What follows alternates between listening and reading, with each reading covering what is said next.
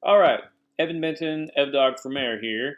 So, two top FDA scientists quit in protest of the booster shot, and a lot of people think this is a good thing.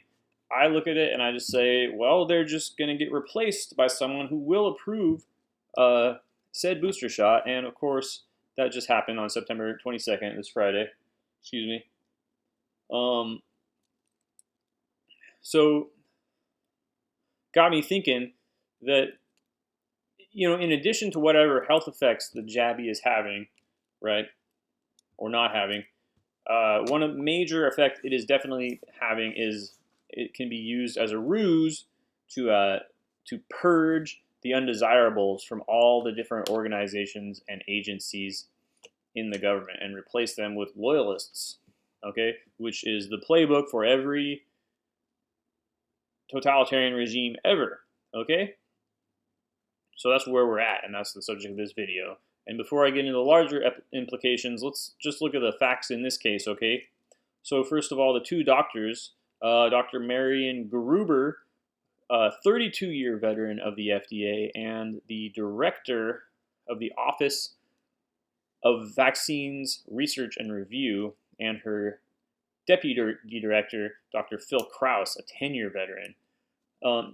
What actually went down is, of course, the FDA panel in charge of looking at the booster shot and deciding whether to approve it or not, decided not to approve it. And the Biden administration just said, well, we're going to do it anyway, science, and these two people resigned. They announced their resignation on August 1st, and I don't know when they made it official, but September 22nd was the day that the jab was approved. And earlier that week, similar case in the CDC, a CDC panel declined to approve the booster shot, and the CDC chief went over their head and said, we're just going to approve it anyway. And so here we are now. We have the FDA approving the booster shot, despite a complete lack of evidence or efficacy. We won't get into that in this video, okay? Interesting thing I learned from the resignation.info website. If you don't have that website bookmarked, go ahead and add it. Starting at January 1st, 2020, we have had 34 resignations of chief health officers or chief medical officers for nations. So that's like health ministers, things like that. 34 of them. That doesn't mean 34 countries, because some countries the person has resigned and then resigned again. But many of these health ministers resigned in response to the vaccine or some vaccine scandal. You can go to resignations.info and check those out. So beyond these two FDA doctors absconding from their posts, right? We've heard about this all over every field, right? And especially with Biden's ham-fisted mandate coming out. So, nurses, of course, even in New York State, they're having such a nursing shortage that they're thinking about calling up the National Guard to fill in for the nurses, and that's only going to get worse in the coming weeks as the mandates become live. And people are saying, well, that's great because if all the nurses don't show up to work, they won't even be able to have a fake pandemic. And I hate to break it to you, but what's going to happen if nurses don't show up? That's right. People are going to die. And when people die in the midst of the fake pandemic, they're just going to blame the deaths on the fake pandemic, kids. Or more to the point, they're going to blame their deaths on the unvaccinated. So this plays right into their hands, okay? An example here, New Orleans, of a similar issue. Since Hurricane Ida, which was about a month ago, we've had very bad garbage pickup, okay? I think it was 2 or 3 weeks we went without getting any garbage picked up.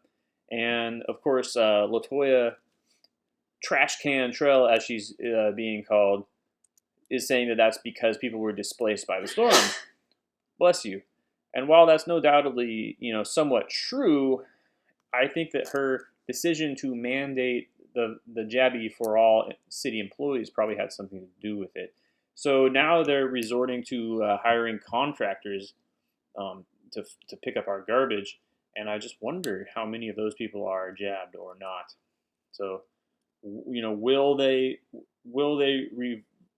resort to an ever dwindling employee pool to fill in the gaps for the people who are resigning or quitting, or will they just not bother and just go ahead and hire unjabbed contractors because they can get away with it?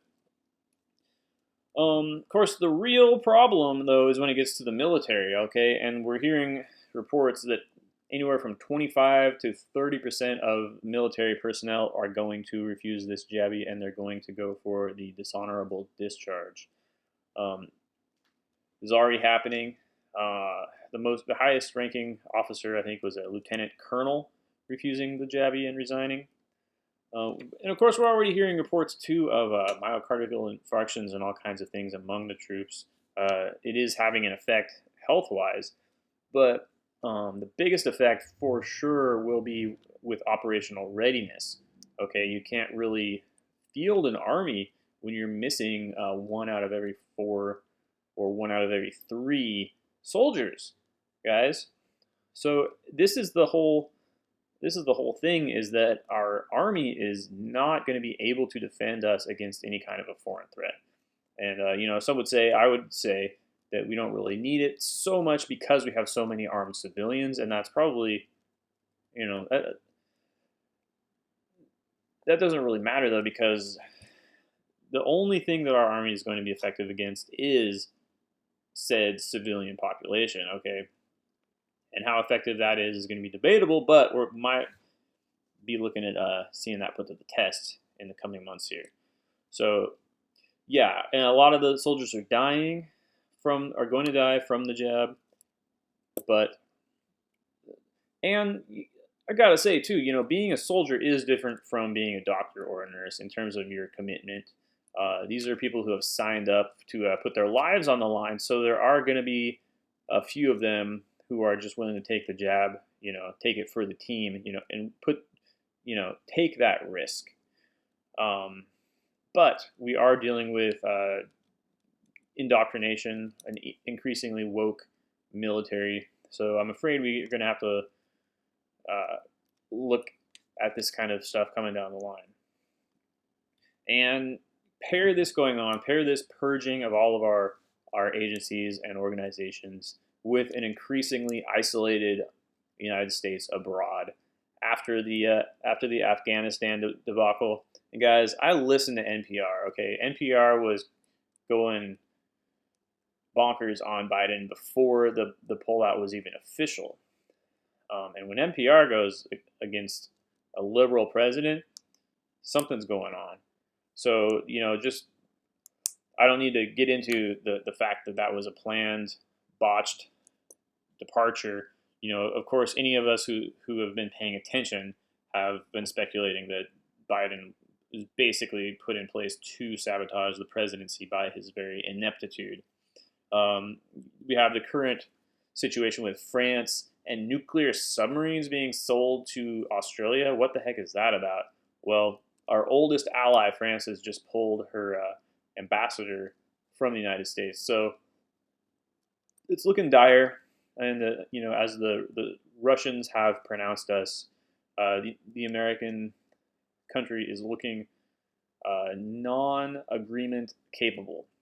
We're not capable of, we just aren't capable. We proved it with those 2 examples. We're not capable of following through on our agreements with foreign nations, and other nations are realizing this, and they are preparing for a day when America is no longer the world police it once was, and perhaps her citizens should as well. So that is my thought for today. Thanks for watching. This has been Evan Benton of Dogg for Mayor. Please like my channel and subscribe if you haven't already, and share this with your friends, and leave some comments down below. Thanks. All right, bye.